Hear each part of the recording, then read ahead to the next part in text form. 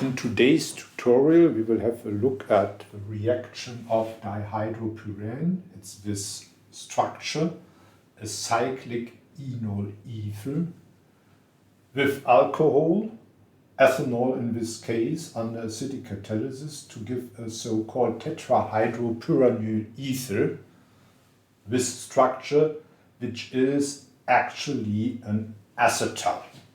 So first step, protonation in equilibrium.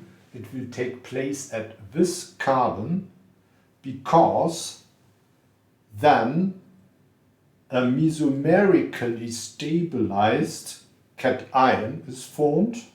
Here the carbo-cation resonance structure, and here the resonance structure with a positive charge at the oxygen.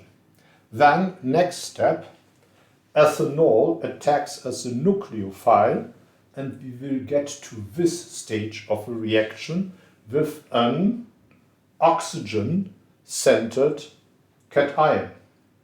Finally, this is deprotonated and we have this tetrahydropyranyl ether, a THP ether, which is known, this functional group, as a protecting group for alcohols.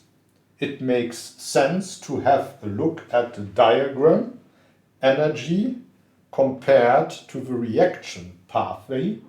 So, situation A, starting situation. Well, let us put in the energy level somewhere here. We know that the product, situation D, will be energetically favored since this process works just nicely. So then we have these reactive intermediates. Reactive intermediates are on a higher level of energy. Well, which one is better stabilized? Our first argument, this should be very good stabilized since we have a resonance structure here.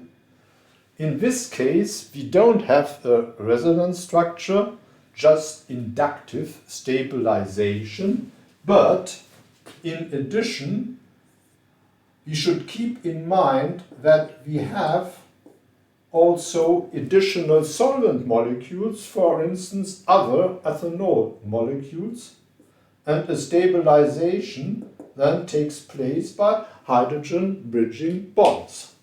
However, since we have oxygen-centered cations here in this case, and here it's a stabilized carbon-centered cation, and carbon is less electronegative compared to oxygen, I prefer to draw this situation B with a carbon-centered cation a little bit lower in energy compared to situation C.